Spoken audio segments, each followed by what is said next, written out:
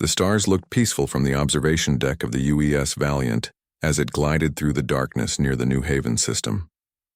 Captain Daniel Harper stood with his hands behind his back and watched the distant planets rotate slowly in their orbits. He had been out here for 6 months now, and the routine surveys were becoming predictable.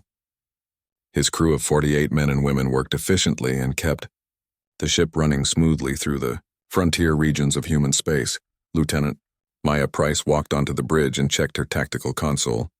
She was young for her position, but sharp and reliable. Her fingers moved across the controls as she ran the standard sensor sweeps that they performed every 4 hours. Commander Jack Bennett sat at the engineering station and monitored the ship's power output. The Valiant was not a warship despite carrying defensive weapons. It was built for exploration and had been mapping this sector for the past 3 years. Dr. Lisa Grant was in the medical bay running health checks on the crew when the alarm sounded. It was not loud, but it cut through the quiet hum of the ship like a knife. Harper moved to his command chair and brought up the sensor data on the main screen. Maya's hands were already working to identify the source of the alert. "Captain, we have multiple contacts emerging from an anomaly at grid 749, Maya said, and her voice was steady. "The readings are unlike anything in our database." Harper leaned forward and studied the display. 12 ships had appeared from what looked like an artificial wormhole. They were massive, and their hulls reflected the light from New Haven's sun in strange angular patterns. The vessels moved in perfect formation and were heading directly toward the third moon where the research station orbited. "Hail them," Harper ordered. "Standard first contact protocols." The communications officer sent out greeting messages in 40 different languages and mathematical sequences. The response came faster than expected. The main screen flickered and showed a creature that made several crew members gasp. It stood over 7 feet tall with gray-scaled skin and 4 arms. Its eyes were dark and cold. The translator struggled for a moment before the words came through. "Primitive species, you will submit to the Krell Dominion or you will be destroyed," the creature said, and its voice carried no emotion. "You have 1 cycle to surrender all territories and accept our rule." Harper felt his jaw tighten but kept his expression neutral. He had trained for first contact scenarios, but nothing prepared him for outright hostility. He stood and faced the screen directly. "I am Captain Daniel Harper of the United Earth Fleet," he said clearly. "We seek peaceful relations with all species. There is no need for conflict. We can negotiate and find common ground."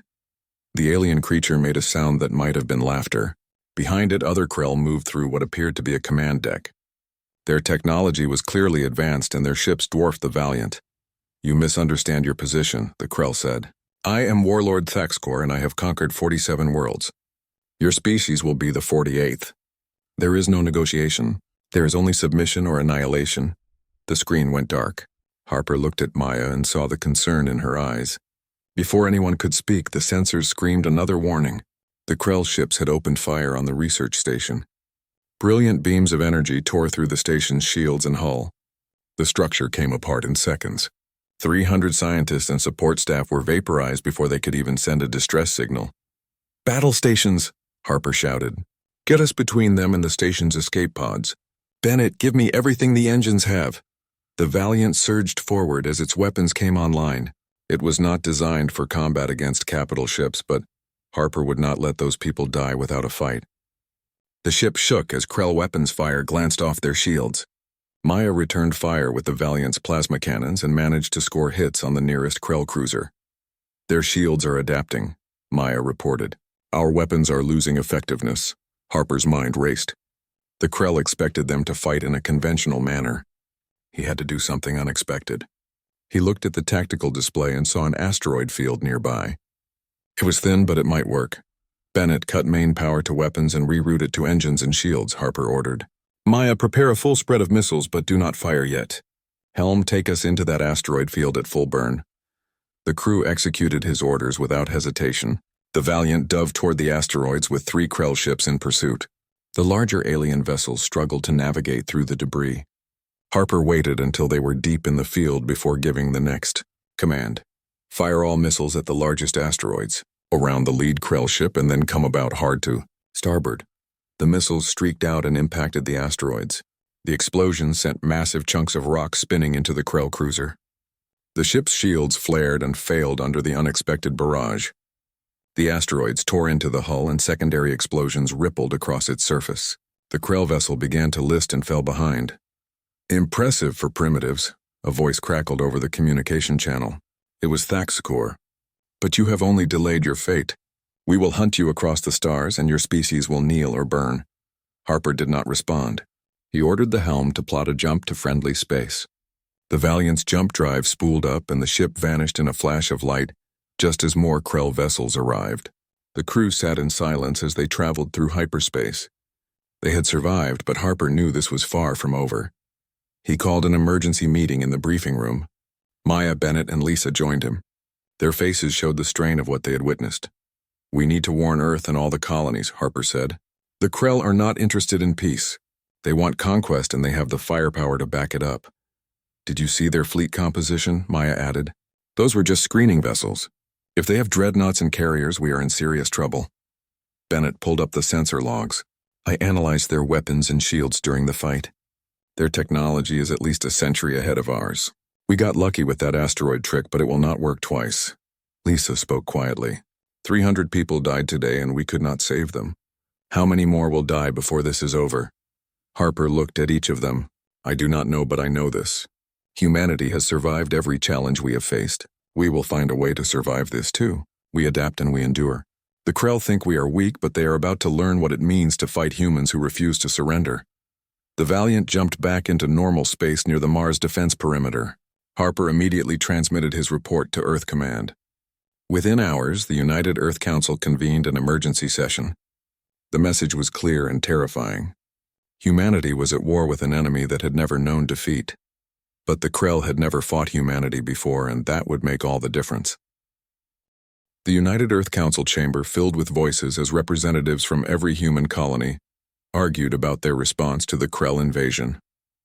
Admiral Kevin Ross stood at the center podium and waited for silence. He was a veteran of the Outer Rim conflicts and had spent 40 years in the fleet. His gray hair and lined face showed the weight of command, but his eyes remained sharp and focused. "We face an enemy that has conquered dozens of civilizations," Ross said firmly. "They have superior numbers and superior technology. If we fight them the way they expect, we will lose. So we will not fight them that way." The council members listened as Ross laid out his strategy. Humanity would not meet the Krell in open battle. They would use every advantage they had, including knowledge of their own territory and the willingness to fight unconventionally. The Krell had never faced prolonged resistance before. That would be their weakness. 3 days after the council meeting, the Krell launched their main invasion. 50 warships appeared at New Haven and began orbital bombardment. Another fleet hit Artemis Station while a third attacked the mining colony on Blackstone. The Krell strategy was simple and brutal. Overwhelm the defenses and force immediate surrender. Colonel Amy Davis commanded the ground forces on New Haven. She had 2,000 soldiers against a Krell landing force of 10,000. The aliens came down in massive dropships and established a fortified perimeter around the main colony. Their warriors stood 8 feet tall in powered armor and carried weapons that could melt through concrete. Davis did not order her troops to defend the colony. Instead, she ordered a full evacuation into the mountain ranges that covered half the planet. The colonists moved through underground tunnels that had been dug for mining operations. The Krell occupied an empty city and declared victory. Then the attacks began. Small teams of human soldiers hit Krell supply convoys at night. They used explosives and ambush tactics before disappearing into the terrain. The Krell sent patrols into the mountains, but the humans knew every cave and valley.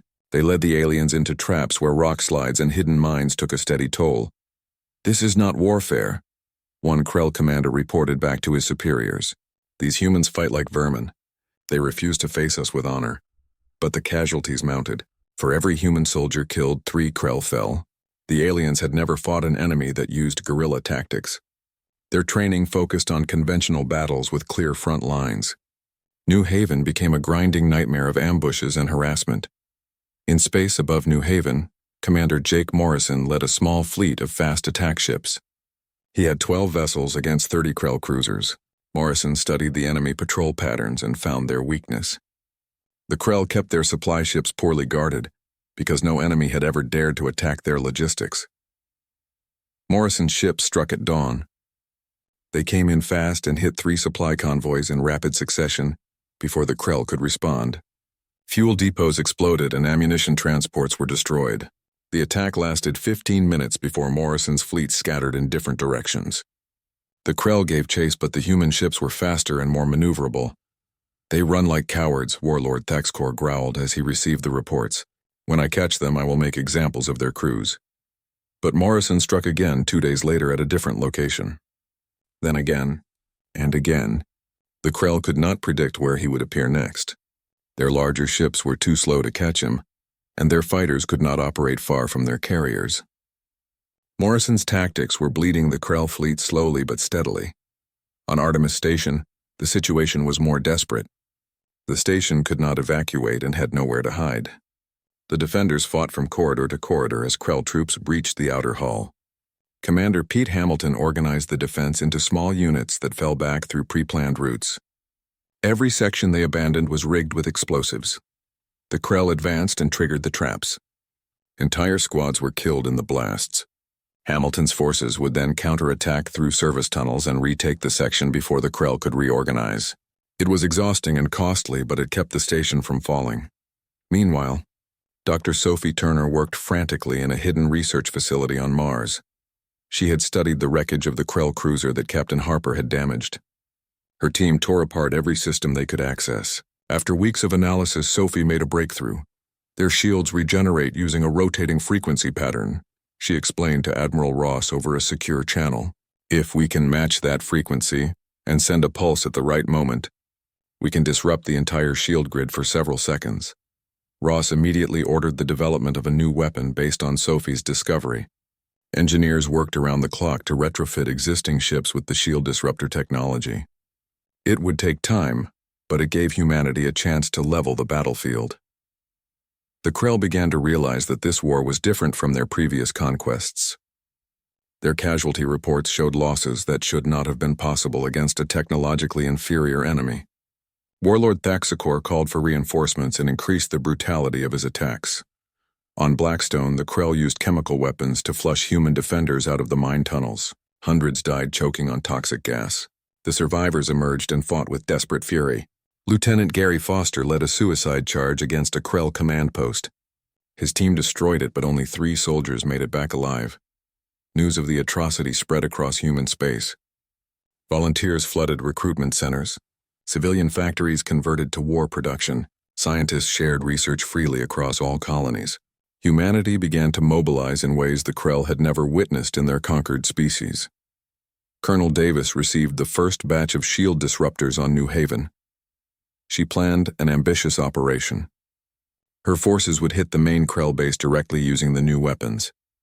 It was risky, but she knew they needed a significant victory to boost morale. The attack came at midnight. Human soldiers equipped with disruptors disabled the shields on Krell armored vehicles. Anti-tank weapons that had been useless before now tore through the unprotected armor. The base descended into chaos as explosions ripped through ammunition storage and vehicle depots. Davis led her troops in personally. They fought through the outer defenses and planted charges on the base's power generators. The explosions lit up the night sky and left the Krell garrison without power or communications. The human forces withdrew before reinforcements could arrive. Warlord Thaxcor watched the footage of the burning base and felt something he had not experienced in decades. Doubt. These humans were supposed to break after the first defeats. Instead, they were becoming more dangerous. They adapted to every Krell tactic and found new ways to hurt his forces. Admiral Ross reviewed the reports from all 3 fronts. The Krell still held the advantage in firepower and numbers, but they were paying a price for every meter of ground they took. Human forces were learning fast and sharing tactics across all theaters. Morrison's raids had forced the Krell to divert ships to escort duty. Davis had proven that the Krell could be hurt on the ground. Artemis Station still held despite the odds. "We are not winning," Ross told his staff. "But we are not losing either. We are making them bleed for every victory. If we can keep this up, if we can make this war too expensive, they might reconsider their invasion." Lieutenant Maya Price had transferred to Ross's command staff after the Valiant returned to Earth. She analyzed the Krell communication, intercepts, and found something interesting. The Krell were arguing among themselves about the war.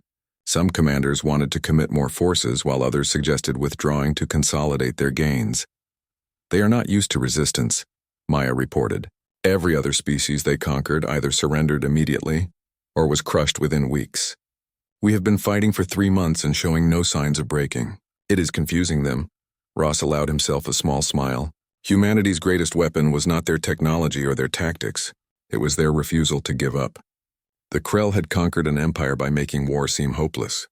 But humans had faced hopeless situations throughout their history and survived. Commander Morrison's fleet struck again and destroyed a Krell repair facility.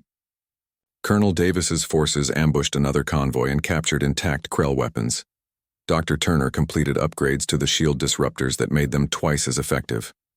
Slowly and painfully, humanity was learning how to fight back. The Krell Dominion had expected an easy conquest.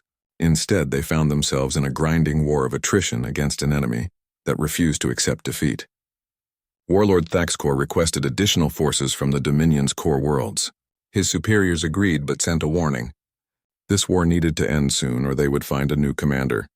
Across human space, the message was clear. Survival meant fighting smarter and harder than ever before. The Krell had the ships and the weapons, but humanity had something more valuable. They had the will to endure. 6 months into the war, the Krell Dominion made a decision that would change everything. Warlord Thaxcor was recalled to the homeworld in disgrace and replaced by Supreme Archon Vexenol. The new commander arrived with a reputation for absolute ruthlessness. He had crushed 12 rebellions and never shown mercy to his enemies. The Krell High Council gave him unlimited authority to end the human problem by any means necessary. Vexenol brought with him the Dreadnought fleet. These massive warships were each the size of a small city and carried enough firepower to destroy planets. There were 8 of them, and they represented the full military might of the Krell Dominion. When they entered human space, every sensor array from Earth to the frontier colonies detected them. The message was clear. The Krell were done playing games. Admiral Ross called an emergency meeting at Earth Command headquarters. The mood was grim as military leaders reviewed the intelligence reports. Captain Daniel Harper attended after being promoted to Commodore for his actions at New Haven. Colonel Amy Davis joined via hologram from the surface of New Haven where her forces still fought. Commander Jake Morrison sat quietly and studied the tactical displays. "We cannot stop those dreadnoughts with conventional weapons," Ross said bluntly. "Even with Dr. Turner's shield disruptors, we do not have enough firepower to take down ships that large. We need to buy time while we figure out a solution." The council debated evacuation plans and defensive strategies. Some suggested pulling back to Earth and abandoning the outer colonies. Others wanted to spread their forces thin to defend everything. Harper listened to the arguments and felt frustration building. They were thinking like the Krell expected them to think. Lieutenant Chris Martinez entered the room and interrupted the meeting. He was young and looked nervous about speaking up in front of senior officers. Martinez worked in military intelligence and had been analyzing captured Krell data for months. He carried a datapad that trembled slightly in his hands. "Sir, I need to show you something," Martinez said to Admiral Ross. "I was going through the communication logs we intercepted from that damaged Krell cruiser. I found references to their military history database and managed to decrypt some files." Ross nodded for him to continue. Martinez activated the holographic display and brought up a series of documents. They showed Krell military records dating back hundreds of years. Conquest after conquest was listed with dates and casualty figures. The pattern was obvious and shocking. Every war the Krell fought lasted less than 3 months, Martinez explained. Most species surrendered within weeks. The few that fought back were completely destroyed in less than 2 months. The longest resistance they ever faced was 70 days. The room fell silent as everyone processed this information. Harper leaned forward and studied the data more carefully. The implications were staggering. "We have been fighting for 6 months, Harper said slowly. "That means we have already lasted 3 times longer than any species in their history." Martinez nodded eagerly. "Exactly, sir. And look at the resource expenditure reports. The Krell have committed more ships, more troops, and more supplies to this war than their last 5 conquests combined. They are bleeding resources at a rate they never anticipated." Ross stood and walked to the display. He touched the screen and scrolled through more data. The Krell military doctrine was built entirely around quick, overwhelming victories. Their economy, their logistics, their entire strategy assumed short wars. A prolonged conflict was something they had never prepared for. "They have never fought a war of attrition," Ross said, and his voice carried new energy. Their empire is built on fear and rapid conquest. Every month we survive damages that reputation. Every ship they lose here is a ship they cannot use to hold their other territories. Dr. Sophie Turner joined the meeting remotely from her lab. She had been listening to the discussion and had run some calculations. Her face appeared on another screen and she looked excited. Admiral, if Martinez is right about their resource expenditure, then we need to change our entire strategy, Sophie said. We are not trying to win battles anymore. We are trying to make this war too expensive for them to continue. Every engagement needs to cost them more than they can afford to lose. The concept clicked into place for everyone in the room. Humanity did not need to defeat the Krell Dominion militarily. They needed to make the occupation unsustainable. It was a subtle but crucial difference. Ross immediately began issuing new orders to all commanders across human space. Operation Endurance was born that day. Every human ship, every soldier, every colonist would focus on one goal. Make the Krell pay the highest possible price for every inch of space they took. Force them to spread their forces thin. Attack their supply lines constantly. Give them no rest and no easy victories. Commander Morrison received his new orders and smiled grimly. He had been conducting hit-and-run attacks for months. Now he was authorized to take greater risks for higher payoffs. He planned a daring raid on the Krell staging area in the Centauri system. It was heavily defended, but Morrison had spotted a weakness in their patrol schedule.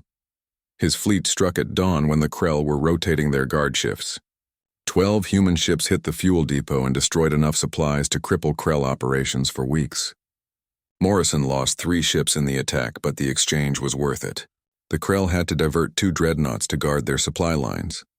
On New Haven, Colonel Davis received intelligence about a Krell weapons factory operating on the far continent. She organized a strike team and led them on a 2-week march through hostile territory.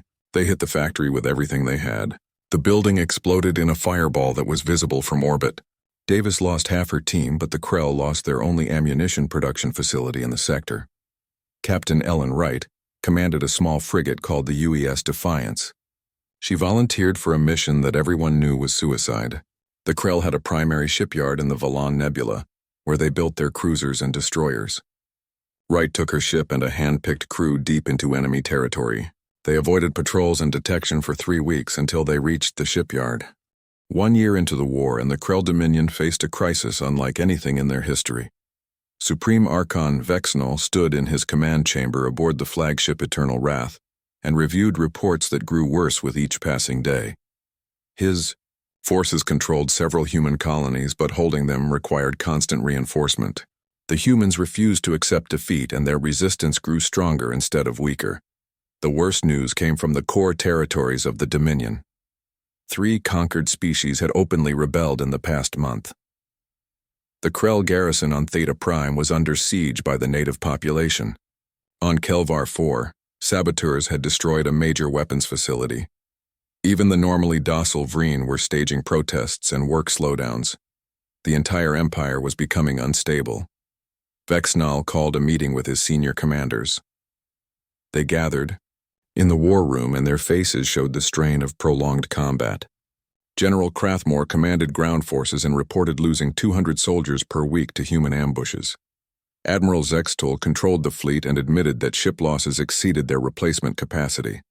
The Dominion was winning battles but losing the war. "The High Council demands results," Vexnal said coldly. "They do not care about our difficulties. They want the human species crushed immediately. I will not fail them." He unveiled his plan, and the other commanders listened in shocked silence. Vexnal intended to deploy biological weapons against the human colony on Frontier's edge. The toxin would kill every living thing on the planet within hours. It was forbidden by Krell military law except in the most extreme circumstances. The Council had given him authorization to use any means necessary. General Krathmore objected. "Supreme Archon, using such weapons will unite the humans even more. It will prove we are monsters and justify their resistance." Vexnal slammed his fist on the table. "I do not care what they think. I care about victory.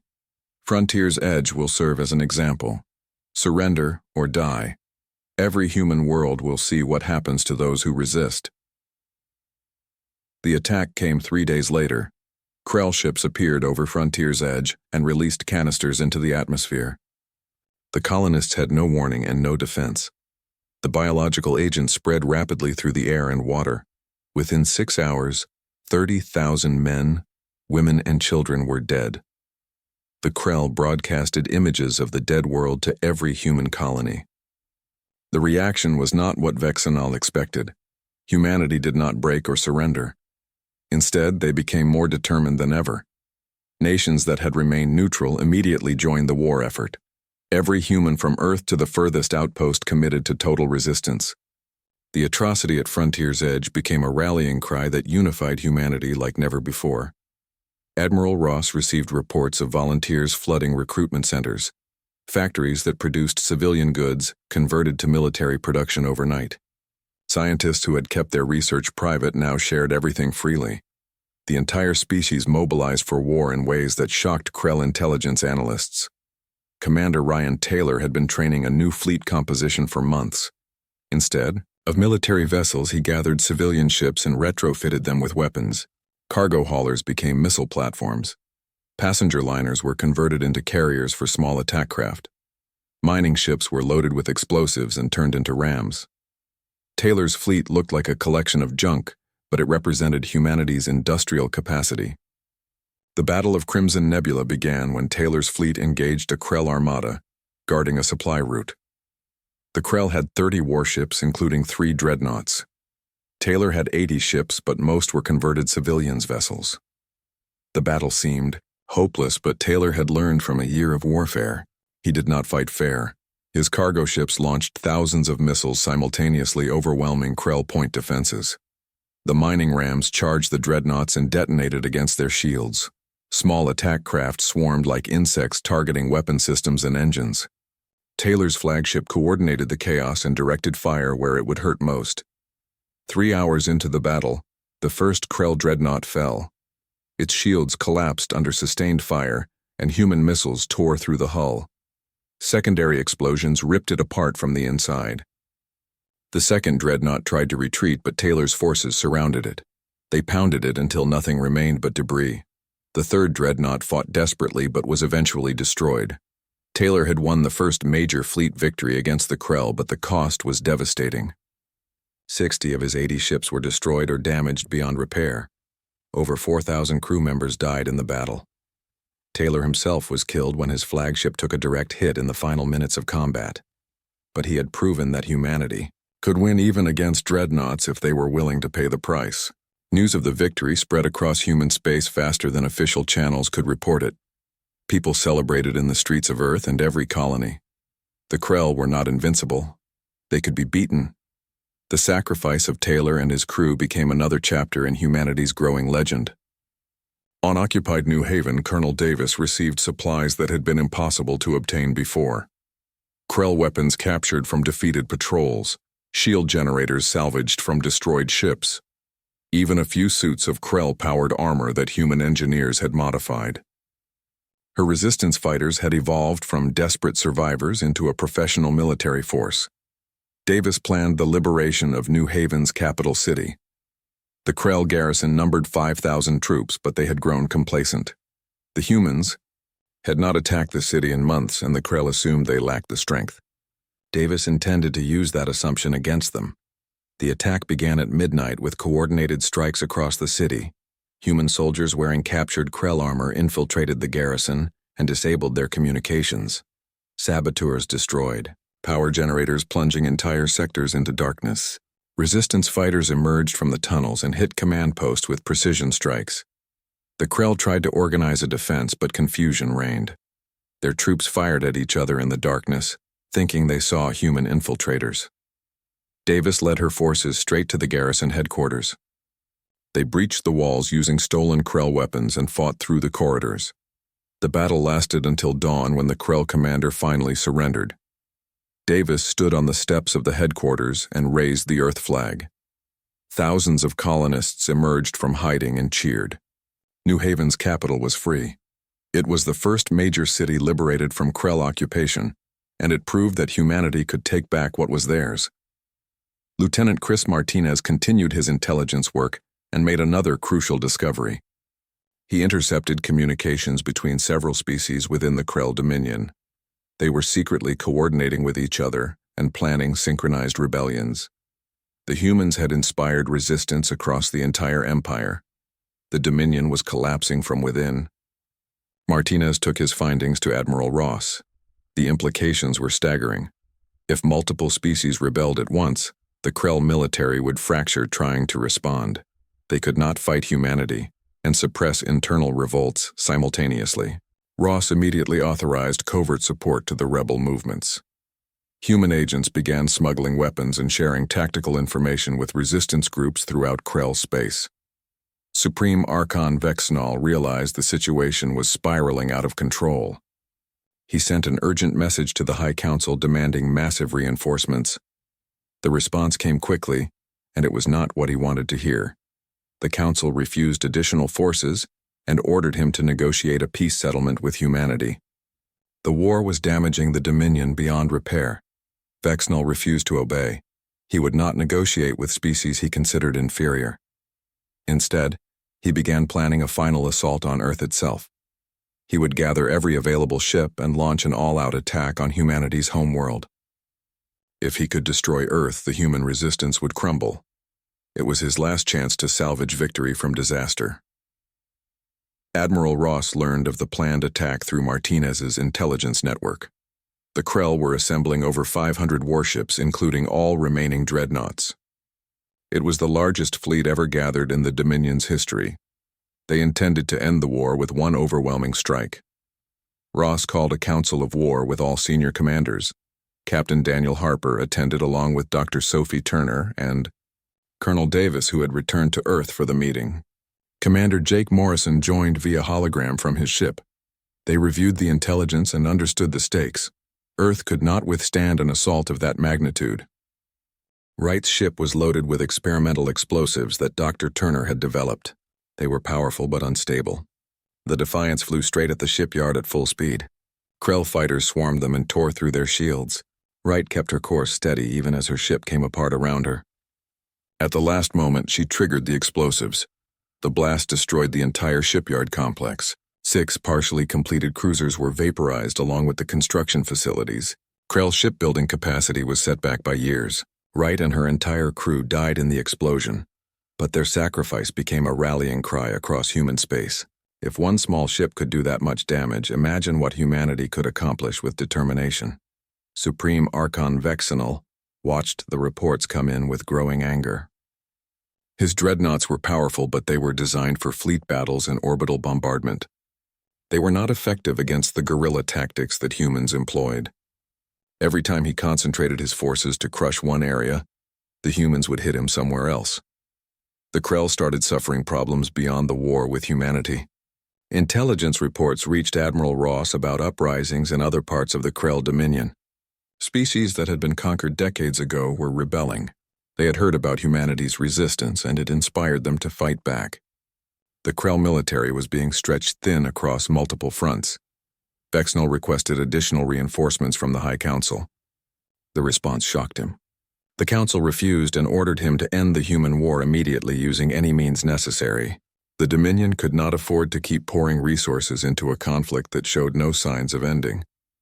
Their empire was starting to fracture. Martinez intercepted a communication between Vexnall and the High Council. The Archon was arguing that humanity needed to be completely destroyed to send a message to other species. The Council disagreed and suggested negotiating a peace treaty. Vexnall refused to consider it. The argument revealed deep divisions within Krell leadership. Harper reviewed all the intelligence data and made a recommendation to Admiral Ross. Humanity should increase pressure on all fronts simultaneously. Force the Krell to make a choice between continuing an unwinnable war or cutting their losses. It was a gamble, but the alternative was worse. Ross approved the plan. Human forces launched coordinated attacks across every contested system. Morrison hit 3 supply convoys in one day. Davis captured a Krell communications relay and broadcast surrender demands to their troops. Frontier colonies armed civilian vessels and harassed Krell patrols. The attacks were not always successful, but they created chaos in the Krell command structure. Vexnall realized he was losing control of the situation. The humans were not fighting to win territory. They were fighting to make occupation impossible. Every day the war continued weakened the Dominion both militarily and politically. Other species watched and learned. The mighty Krell could be resisted. They could be hurt. They could be beaten. Admiral Ross stood in the command center and watched the tactical displays update in real time. Human casualties were heavy but sustainable. Krell losses were mounting beyond their projections. The war had become exactly what Ross intended, a test of will between two species. The Krell had the stronger military, but humanity had something more important. They had a reason to fight that went beyond conquest or glory. They were fighting for survival, and that made all the difference. The message went out to every human ship and colony. Hold the line. Make them pay. Show the galaxy that humanity does not break. 6 months had become 9 months. The Krell had never imagined that was possible. Now they would learn that humanity could endure for as long as necessary.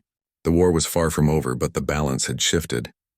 The Krell faced not just military defeat, but the collapse of everything their empire represented. The Krell fleet emerged from hyperspace at the edge of the solar system, like a storm of metal and fire. 500 warships, including 12 dreadnoughts, moved in perfect formation toward Earth. Supreme Archon Vexnal stood on the bridge of his flagship and watched the blue planet growing larger on the display. This was the moment he had waited for, the final destruction of humanity's resistance. Admiral Kevin Ross sat in Earth Command deep beneath the surface of the planet. Around him, tactical displays showed the approaching enemy fleet. His forces numbered less than 200 ships, and most were damaged from previous battles. The odds were impossible, but Ross had not survived 40 years in the military by accepting defeat. He activated the communication channel to all human forces. This is Admiral Ross to all ships and ground installations. Today we fight not just for Earth, but for the future of our species. The Krell think they can break us with numbers and firepower. They are about to learn what it means to battle humanity's spirit. Every man and woman in this system knows what to do. Make them pay for every inch. Show them what humans are made of. The first wave of Krell ships entered the outer system and immediately encountered resistance. Automated defense platforms hidden throughout the asteroid belt opened fire. Thousands of missiles streaked toward the Krell fleet. The aliens activated their shields and destroyed most of the incoming fire, but some got through. 3 cruisers took heavy damage and fell back. Captain Nathan Cole commanded the UES Defiant, a destroyer that had seen action in every major battle of the war. His ship was old and battered, but his crew was experienced. Cole received his orders and nodded to his tactical officer. They would lead the first human strike against the Krell vanguard. 12 human ships accelerated toward the enemy fleet at maximum speed. The Krell moved to intercept, expecting a conventional engagement. Instead, Cole's ships scattered and released thousands of small drones. Each drone was equipped with Dr. Sophie Turner's latest shield disruptor technology. They swarmed the Krell ships like angry insects. The drones attached themselves to Krell hulls and began disrupting shield generators. Within minutes, gaps appeared in the protective fields. Human ships targeted these weak points with precision fire. 2 Krell destroyers exploded under the concentrated assault. Cole's squadron broke off before the Krell could respond effectively. Vexnal watched the attack and felt anger rising. These tactics again. The humans refused to fight honorably. He ordered his fleet to advance faster and crushed the defenders before they could employ more tricks. The Krell armada pushed deeper into the solar system. They passed the orbit of Mars and encountered the second line of defense. Commander Jake Morrison led a fleet of fast attack ships that had been hiding behind the Red Planet. His forces hit the Krell supply ships at the rear of their formation. Explosions rippled through fuel tankers and ammunition transports. Morrison's ships vanished before the Krell could retaliate. The Krell formation began to lose cohesion as ships moved to protect their vulnerable supply line. Vexnal ordered them back into formation, but the damage was done. The fleet's advance slowed as commanders worried about their flanks and rear. Colonel Amy Davis commanded ground forces on Earth's surface. Her soldiers manned massive railgun installations built into mountains and hidden in forests. These weapons could reach into orbit, and they had been waiting for the Krell to come within range. Davis gave the order and hundreds of railguns fired simultaneously. Solid metal slugs traveling at impossible speeds slammed into Krell ships. The shields absorbed some impacts, but the sheer volume overwhelmed their defenses. A Krell cruiser took 3 direct hits and broke apart. Another lost its main engines and began drifting. The ground batteries kept firing and the Krell had to divert ships to suppress them. Vexnall realized the humans had turned their entire system into a weapon. Every moon, every planet, every piece of debris hid defenses or traps. His fleet was taking casualties before even reaching Earth orbit. He ordered the dreadnoughts forward to break through the defenses with overwhelming firepower. The 12 massive warships pushed to the front of the formation. Their weapons charged and prepared to unleash devastation. Captain Cole saw them coming and knew what he had to do. He loaded his ship with every explosive device they had, including the reactor set to overload. His crew volunteered to stay with him even though it meant certain death. The Defiant accelerated directly toward the lead dreadnought. Krell point defense weapons tore into the ship's hull. Systems failed and fires broke out across multiple decks. Cole kept the ship on course even as the bridge filled with smoke. His tactical officer called out targets until the last moment. The Defiant crashed into the dreadnought's shield generators. The explosion was visible from Earth's surface. The dreadnought's shields collapsed completely, and secondary explosions rippled across its hull. The massive ship began breaking apart. Debris from the impact damaged 2 nearby cruisers. Cole and his crew died, but they took a dreadnought with them. Lieutenant Katie Sullivan stood with her soldiers at the main spaceport outside Earth's capital. The Krell had broken through orbital defenses and were sending dropships to the surface. Sullivan had 200 troops against thousands of incoming Krell warriors. She ordered her forces into prepared positions and waited. The first dropship landed and Krell soldiers emerged in their powered armor. Sullivan's troops opened fire with captured Krell weapons. The aliens advanced expecting easy victory but found themselves in a kill zone. Humans fought from fortified positions with clear lines of fire.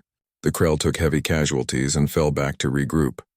More dropships landed across the city. Krell forces pushed into the streets and encountered resistance at every corner.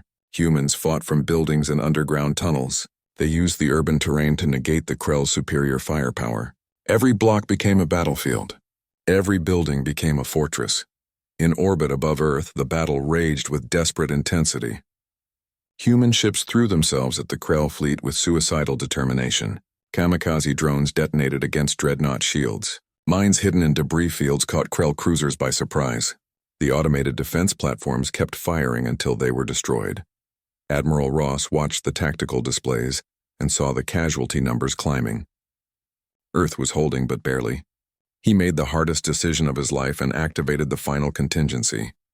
Nuclear weapons hidden throughout the system were armed and targeted at the largest concentrations of Krell ships. The detonations created brief new stars in the darkness. Dozens of Krell ships were vaporized instantly. Others were damaged by the electromagnetic pulses. The Krell fleet's formation shattered completely. Vexnall's flagship took damage and lost communications with half his forces. 3 weeks into the Battle of Sol and both sides were exhausted. The Krell had lost over 200 ships, including 6 dreadnoughts. Vexnall himself was killed when a kamikaze drone penetrated his flagship's damaged shields and destroyed the command deck. The remaining Krell commanders looked at their losses and their situation and made a decision that would have been unthinkable months ago. They retreated. The Krell Dominion withdrew all forces from human space and returned to their core territories. The war was over.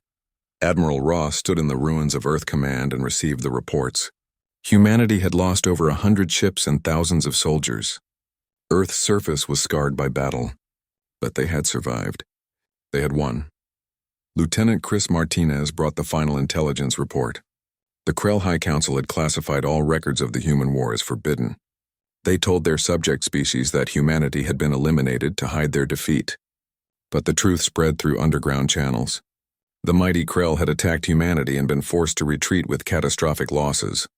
The Dominion was collapsing. 6 species had declared independence inspired by humanity's resistance. The Krell military was stretched too thin to respond. Their empire that had stood for centuries was crumbling because they could not defeat one determined species. "We evacuate all non-combatants from Earth and the inner colonies," Ross said. "Every civilian ship begins moving people to safe zones beyond Krell reach. We turn the solar system into a trap. Every moon, every asteroid, every piece of space will be weaponized." Harper added his thoughts. "They expect us to defend Earth conventionally. We give them the opposite. We make them pay for every meter they advance. We turn their greatest strength into their greatest weakness." Sophie worked with engineers to develop new weapons specifically designed for system defense, automated platforms that could fire without crew, kamikaze drones controlled by artificial intelligence, mines that used Krell shield frequencies against them. The solar system would become a killing ground. The evacuation began immediately. Millions of civilians left Earth on every available ship. They carried what they could and left everything else behind. Children said goodbye to homes they had known all their lives. Families separated not knowing if they would ever reunite. It was heartbreaking but necessary.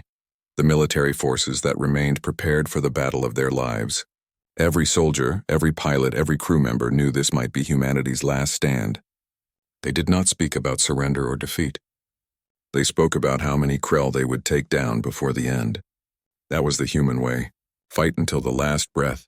Make the enemy remember your name. Supreme Archon. Vexnal watched his fleet assemble and felt confident for the first time in months. He had overwhelming force. He had the element of surprise.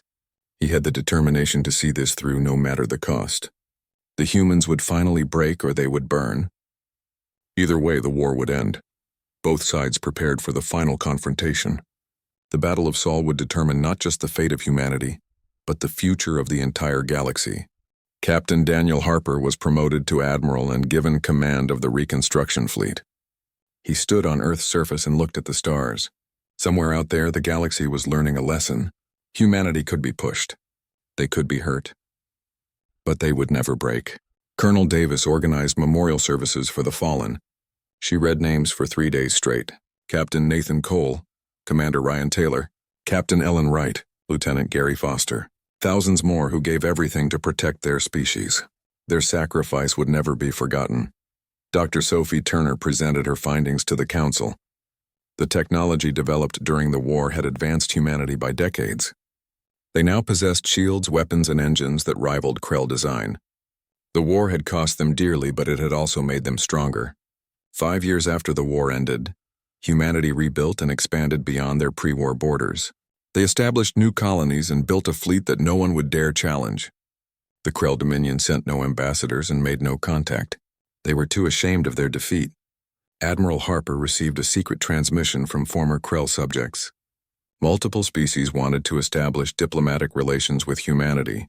They called humans the species that could not be conquered, the species that fought an empire and won through sheer determination. Harper addressed the United Earth Council one final time before retiring. He spoke about the war and what it meant for humanity's future. He reminded them that their greatest weapon was never their technology or their tactics. It was their refusal to surrender, their willingness to endure any hardship for their freedom. The Krell said no one survived after battling humanity's resolve, Harper told the Council. They were right. The Krell Dominion came to our space as conquerors. They left broken and defeated, not by our weapons but by our spirit. We showed the galaxy that humanity does not yield. We do not break. We endure and we prevail. That is who we are. That is who we will always be. Across human space, children learned about the war in their schools. They heard stories of ordinary people who did extraordinary things. They learned that courage was not the absence of fear, but the willingness to fight despite it. They understood that humanity's strength came from unity and determination. The galaxy watched humanity with new respect and caution. Other species approached them as equals rather than inferiors. Trade agreements were signed. Alliances were formed. Humanity took its place among the stars not as conquered subjects, but as a force to be reckoned with. The monuments to the fallen stood on every human world, names carved in stone and metal. Lives remembered and honored. They fought so humanity could survive. They died so others could live free. Their legacy was a species that proved the impossible was achievable through courage and sacrifice. No one who battled humanity's will survived unchanged. The Krell learned that lesson at terrible cost. The galaxy learned it by watching. And humanity learned that they were capable of far more than they ever imagined. They were survivors. They were warriors. They were human,